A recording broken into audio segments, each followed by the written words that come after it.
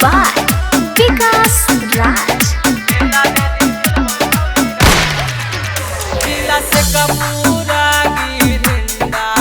के पहाड़िया के छौड़े के पहाड़िया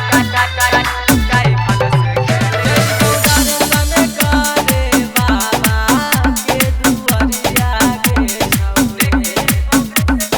फुलता हाथा करिया छौड़ी हो जइतौ झामे लगे फुलता हाथा करिया छौड़ी हो जइतौ झामे लगे मेला के दिन होतौ छौड़ी गोलिये से खेल गे मेला के दिन खेलबो छौड़ी राइफल से खेल गे लेके अइबो बेल खेलबो राइफल से खेल गे मेला के दिन